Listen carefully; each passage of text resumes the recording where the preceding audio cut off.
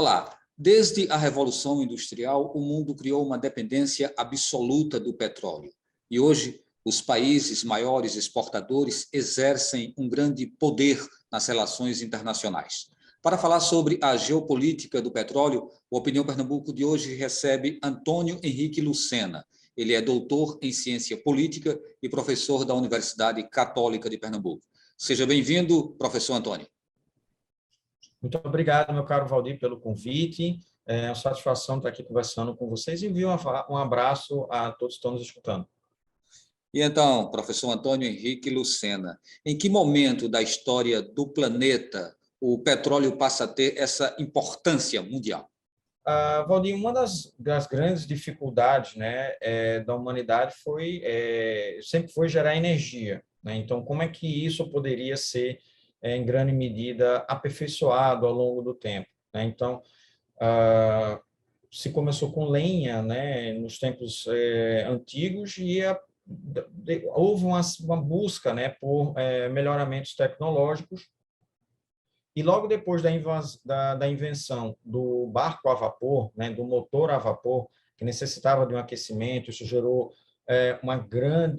um grande avanço, né, no campo dos transportes, e depois a descoberta do próprio petróleo, da invenção do motor a diesel. E aí, ao longo, né, dos séculos, né, século XVII, século XVIII, século XIX, e aí principalmente no século XX, o petróleo ele se torna central, né, para a humanidade. E logo depois de 1808, né, com a invenção do carro a combustão, aí é que realmente o petróleo adquire um grau de centralidade extremamente importante, né? A grande problemática é que as tecnologias do veículo individual melhoraram muito, né, ar-condicionado, coisas dessa ordem, mas ele continua sendo o mesmo problema termodinâmico desde a sua invenção, né? Ele precisa de 80%, né, de consumo de energia para deslocar o próprio peso, e esse adicional é exatamente, né, para transporte de pessoas ou mercadorias e coisas dessa ordem. Aí existe uma dependência muito grande do mundo todo em relação ao petróleo, né? E a gente está falando aqui de um petróleo que gera um combustível fóssil, mas é um combustível altamente poluente. E a gente vai, ao longo do programa, falar um pouquinho também sobre isso, né? Como a gente promover uma sustentabilidade no planeta usando esse tipo de combustível, ou se a gente tem realmente que abandonar isso. No momento, o que a gente sabe é que o mundo ele tem mais de 1 trilhão e 700 bilhões, né, de reservas de petróleo, de barris de petróleo, né? O que isso significa? Isso é um montante que vai dar sustentação para a utilização desse tipo de produto durante quanto mais tempo? Uma década, 2, 100 anos? Qual é a expectativa para o futuro em relação ao petróleo? Isso, meu caro Valdir. Veja, o petróleo, inicialmente, né, a sua extração era muito barata, né? Então, ou seja, você tinha condições de fazer a extração de petróleo a $5, $6, $7, e justamente por causa dessa extração tão barata, é que também essa forma de consumir energia, ela se popularizou tanto, né? Principalmente com a descoberta nos Estados Unidos, né, na costa oeste, no Oriente Médio, né, principalmente onde está a Arábia Saudita, né, que é um petróleo, né, que ele está muito próximo da superfície, de fácil extração, e isso dominou ao longo do tempo. Nós ainda temos, né, algumas décadas, né, de consumo de petróleo, apesar de que hoje ele está se convertendo em energia bastante cara, né? Ele sempre, o seu valor oscila ao longo do tempo. Um dos grandes choques, né, do petróleo foi exatamente a guerra de 1973, a guerra do Yom Kippur, né, que gerou um aumento substancial, né, do valor dessa commodity. Depois a gente teve o segundo choque do petróleo, logo em seguida, depois da Revolução Iraniana.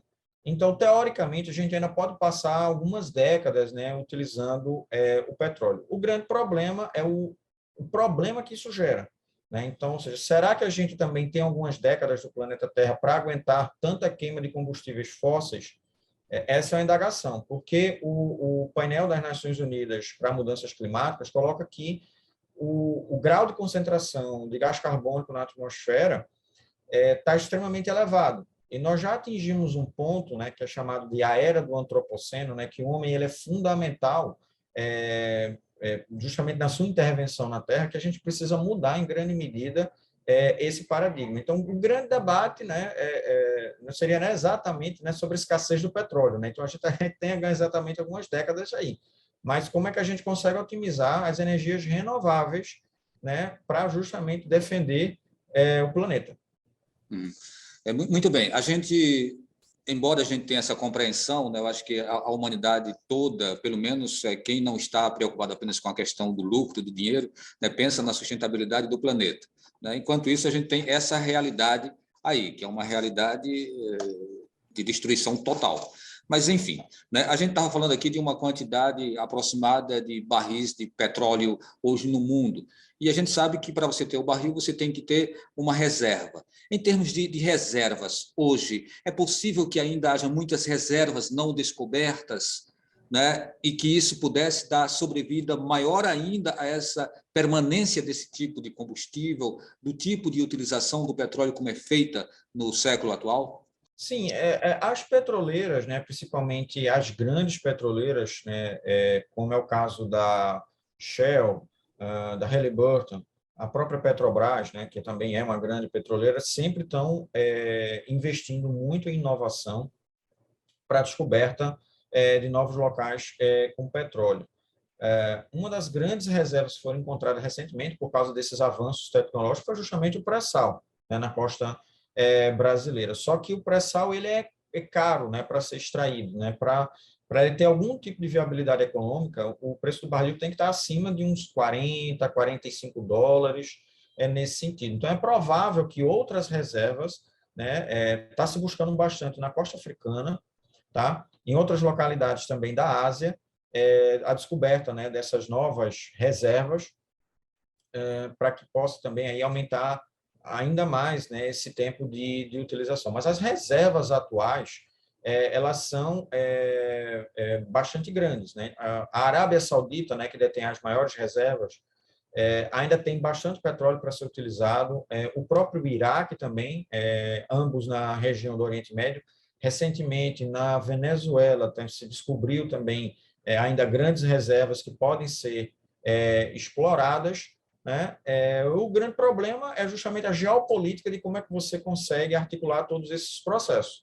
Porque um dos grandes países que tem grandes reservas e podem ser bastante explorados é a Rússia, né? Então, isso termina gerando, né, uma série de complicadores. Então, assim, não é apenas a questão da reserva, não é apenas a questão da disponibilidade, mas uma série de questões políticas que estão envolvidas, né, nessa possibilidade de extração, como é que isso vai ser feito, né, com as realidades locais, como é que elas vão ser atendidas, e principalmente, que é uma das grandes discussões, é o problema da maldição do petróleo, né, que, ou seja, todos os países, né, que são produtores de petróleo, eles também têm um problema grave, né, com relação a questões democráticas e por aí vai. Então, isso termina gerando um grande debate, né, como é que a gente consegue extrair, né, entre uma série de outros elementos. Antônio, você trouxe aí um ponto que eu acho que a gente poderia se debruçar mais um pouquinho sobre ele. Quer dizer, o petróleo pode ser motivo de pacificação, assim como pode ser motivo de conflito, né? Você citou aí o caso da Rússia e tantos outros casos aí que a gente tem exatamente que levam a tensões entre as nações. Os Estados Unidos, por exemplo, sempre estão de olhos bem abertos para os países produtores de petróleo e querem exercer quase sempre uma dominação. Então, assim, queria que você trouxesse um pouco essa reflexão, né? O petróleo, de repente, ele é utilizado pelos países como elemento de pressão para exercerem um poder, para exercerem uma soberania, né? Como que funciona essa coisa? Exatamente, meu caro. A gente tem que lembrar que é o seguinte, nas relações internacionais, todo recurso que ele é caro, escasso ou estratégico, ele gera um movimento, né, de preocupação que o fluxo, né, desse recurso se mantenha, de uma forma ou de outra, né? Então, isso aconteceu ao longo de várias décadas, né, com diversos tipos de minerais, com especiarias, coisas dessa ordem, e a bola da vez é exatamente a questão do petróleo, né, que começa a ser uma grande commodity. Então, a gente tem que lembrar que, historicamente, para você garantir o acesso a esse recurso, era extremamente importante você ter o quê? Muitas vezes governos alinhados, né, com as potências, a defesa desses países e vários outros tópicos sempre foi colocado. E o petróleo ele também foi utilizado como arma, né, principalmente arma geopolítica ou arma econômica. Em 1973, né, quando aconteceu a guerra do Yom Kippur, os países árabes que apoiavam Israel decretaram um embargo de fornecimento aos países, né, que forneciam armas a Israel ou apoiavam politicamente alguma coisa dessa ordem, como foi exatamente o caso dos Estados Unidos, que eles viveram uma grande escassez. A partir desse momento, eles começam a criar as reservas estratégicas de petróleo, que eles começam a comprar petróleo adicional para fazer estoque, coisa dessa ordem. Depois da Revolução Iraniana, com a ascensão do Ayatollah Khomeini, né, a gente detecta que também houve uma instabilidade, né, por causa de quem iria adquirir o petróleo iraniano, coisa dessa ordem. Em 2003, com a desculpa de ter armas de destruição em massa, os americanos eles invadem o Iraque, e aí conseguem assegurar também um fornecedor confiável. Alguns anos antes, no início da década de 90, Saddam Hussein ele quis unificar as reservas de petróleo, tanto do Iraque como também do Kuwait, ou seja, invadindo o Kuwait, né, e dominando todos os seus campos. A coalizão que foi gerada, né, derrotou o Iraque e ele, na sua saída, queimou vários poços de petróleos kuwaitianos, né, para que o Kuwait tivesse dificuldade em restabelecer a sua operação.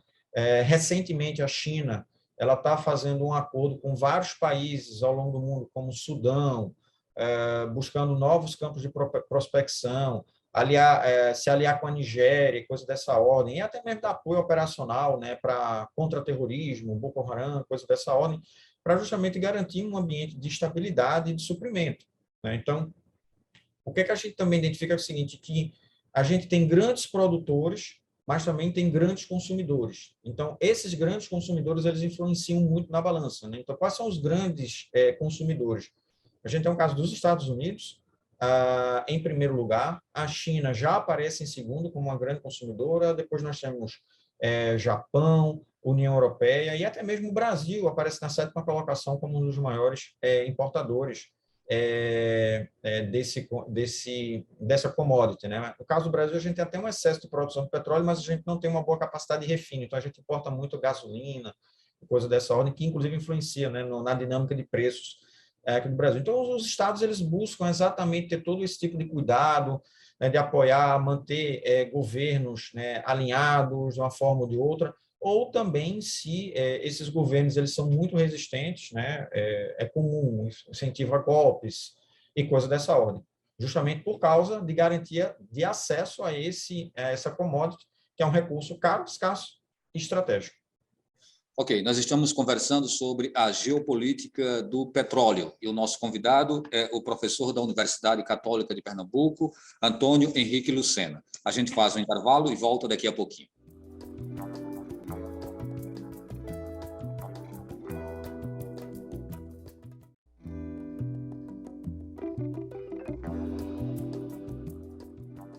Estamos de volta com o programa Opinião Pernambuco. Eu sou Valdir Oliveira e estou conversando com o professor da Universidade Católica de Pernambuco, Antônio Henrique Lucena. O tema de hoje, a geopolítica do petróleo.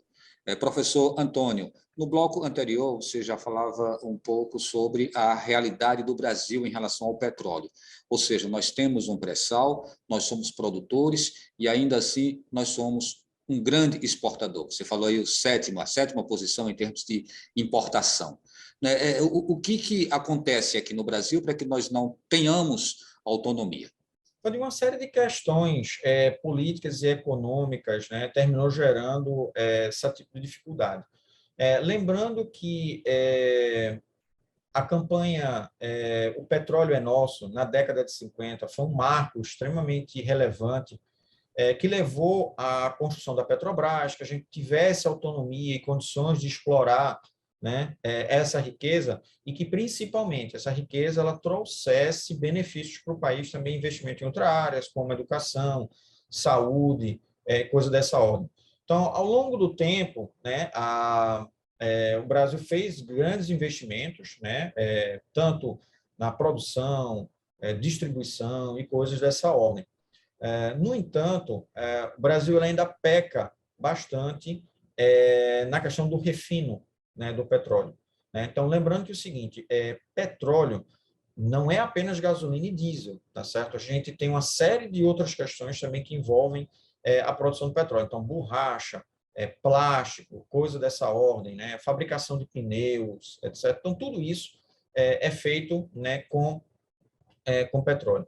Então, o Brasil tem exatamente essa dificuldade, a gente não tem ainda uma capacidade de refino adequada para atender a demanda nacional, e, nesse caso, a gente termina ainda importando gasolina, né, e outros derivados, o que gera uma situação paradoxal. O Brasil é um produtor, é um grande consumidor e um grande produtor, então a gente ainda consegue exportar algum excedente de petróleo cru, bruto, né, como se chama. Inclusive, houve um aumento recente na produção desse petróleo a pedido dos Estados Unidos, em virtude das sanções que foram impostas pela Rússia, mas, devido a essa baixa capacidade de refino, a gente precisa realmente ainda importar. Então, ainda está faltando bastante investimentos na área. Existe hoje um debate, né, sobre privatização da Petrobras, né, que está sendo levantado agora pelo governo, principalmente pelo ministro Sachida. Sinceramente, eu não acredito que essa privatização vá ocorrer tão cedo, né, porque a gente tem alguns dispositivos constitucionais que impedem esse movimento. Lembrando que toda empresa pública brasileira, para que ela seja vendida, ela precisa de aprovação do Congresso. Então, é um trâmite longo, complicado, difícil, que precisa também de estudo e coisa dessa ordem. Mas lembrando, a Petrobras hoje não é puramente estatal. Ela é uma companhia mista, né, que gera, inclusive, bastante receitas para o Brasil e que recentemente pagou até mesmo o governo federal em torno de 200 bilhões de reais, tá, em dividendos, e esses recursos podem ser, inclusive, revertidos em outras áreas. Agora, o que nós temos realmente dessa dificuldade é exatamente no campo do investimento, principalmente em refino. Isso, né? Você colocou aí que a curto prazo, como se houvesse uma possibilidade de, a longo prazo, se concretizar. Então, assim, não seria mais inteligente se incrementar no investimento para maior construção de refinarias, né? A gente teve aqui a refinaria Abreu e Lima, por exemplo, que entrou quase que num processo de sucateamento, né? E hoje esse discurso da privatização, ou seja, esse discurso não está na contramão do investimento. A gente não teria capacidade, enquanto um Brasil, que é uma economia forte no mundo, de investir mais, né, no refino do petróleo para buscar essa autonomia, ao invés de se pensar num processo de privatização? Eu vejo essa questão, esse debate que foi levantado recentemente sobre a privatização, como uma plataforma eleitoreira, né, como uma tentativa de transferência de culpa, né? A literatura de ciência política já tem isso bem estabelecido, né, o que a gente chama de blame shifting, ou seja, transferência de culpa. Porque houve recentemente alguns choques do petróleo, principalmente por causa da invasão da Ucrânia. Isso causou uma disrupção, né, das cadeias de suprimento e coisas dessa ordem, só que lembrando que o Brasil ele tem uma lei de governança, né, do estabelecimento dos preços do petróleo. Então, realmente, o mais adequado seria que nós investíssemos em capacidade de refino, fôssemos autossuficientes nesse setor, para evitar exatamente esses choques, né, que são gerados. Então, enquanto a gente ainda não consegue essa capacidade de autossuficiência, o preço, né, do combustível tem que ficar alinhado com os mercados internacionais. Então, a gente não consegue fazer exatamente uma mudança.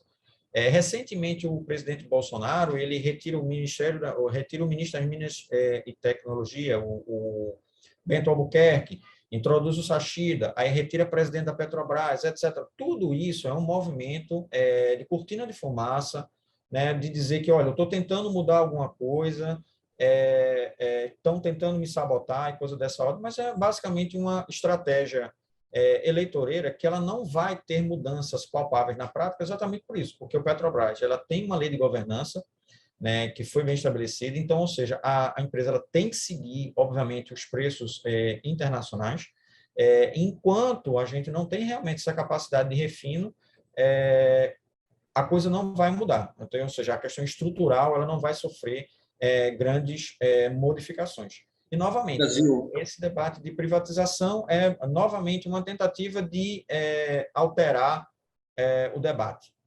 o Brasil pode aprender com a Venezuela na questão do refino, da produção e da exportação do petróleo? Na questão do refino do petróleo, sim. Na governança, não. Porque a PDVSA ela tem alguns problemas de produtividade e que gerou exatamente problemas de produção e até mesmo desabastecimento. Mas em relação a refino, sim. Então, o Brasil ele poderia realmente ter uma estratégia diferente, né, de aumento do refino, de melhoria dessa governança e extremamente importante, né? A Petrobras, como grande empresa, ela precisa estar alinhada com o que os outros estão fazendo, com o mercado estão fazendo, até mesmo para ela continue sendo uma empresa de valor, eficiente, que consiga desenvolver ciência e tecnologia e, principalmente, aperfeiçoar a sua capacidade de exploração. Então, tudo isso, inclusive, né, ela sendo uma empresa altamente produtiva e competitiva no mercado internacional, que possibilitou o desenvolvimento de novas tecnologias para a exploração do pré-sal, né, que foi exatamente um dos grandes benefícios que até mesmo o Brasil teve na sua balança de pagamentos, né, estabilizou as nossas contas, fazendo exatamente a exportação de petróleo e óleo cru. Agora, é claro, enquanto a gente continuar importando outros derivados, né, principalmente combustível, como é o caso da gasolina, porque a gente sofreu, na verdade, nós já estamos vivendo um apagão de refino, né, isso aqui é algo realmente extremamente complicado, e a gente supre esse apagão com a importação. Então, o Brasil ainda vai ficar engatinhando nesse setor em que a gente já poderia estar bem mais avançado. Porque nem sempre a gente pode associar o fato de um país ele ser rico na produção de petróleo, mas ser um país rico para seus povos, né? A gente vê muita desigualdade, muita concentração, governos totalitários, absolutistas, né? E a gente vai ter isso na Arábia Saudita, a gente tem em diversas partes do planeta. Eu estava lendo agora até a Guiné Equatorial, quer dizer, um país pequeno lá na África e que está descobrindo grandes reservas de petróleo, fazendo grande exploração, já está construindo edifícios parecendo uma Dubai. No entanto, uma população extremamente carente, né? Como você analisa isso, né? Essa distância entre a riqueza que se concentra entre gestores, entre governantes e uma população que fica jogada ao léu? Exatamente. Você ilustrou muito bem como isso é complicado. Isso é exatamente a teoria da maldição do petróleo. Então, ao mesmo tempo que você tem uma grande riqueza, né, que é o petróleo, que possibilitaria o desenvolvimento, né, das nações, ao mesmo tempo ela fica muito dependente desse recurso e como ela é muito lucrativa, ela termina até mesmo desencorajando outras áreas, né? Então, a gente tem grandes problemas de governos não democráticos, você citou o caso, né, do Oriente Médio, na América Latina nós também temos, no caso da Ásia, também são outros aspectos nesse sentido. Então, ou seja, isso termina gerando toda uma dificuldade. O único país que tem uma boa governança de seus recursos naturais, principalmente é o caso do petróleo, é a Noruega. E a Noruega, ela inclusive estabeleceu, né, um fundo de investimento que boa parte dos recursos do petróleo, eles são reinvestidos na economia norueguesa através de bolsas de estudos para estudante, obras de infraestrutura, manutenção de um estado de bem-estar social muito pujante, o PIB per capita da Noruega é extremamente elevado, mas em outros casos a gente ainda, infelizmente, ainda não tem essa governança desses recursos energéticos. No futuro, nós estaremos brigando por o quê? A gente sabe que é preciso sair desse modelo, né, sair desse combustível fóssil altamente poluente. Então, no futuro, as nações estarão brigando por que tipo de material que substitua o petróleo? É um prognóstico ainda difícil de fazer, meu caro Valdir.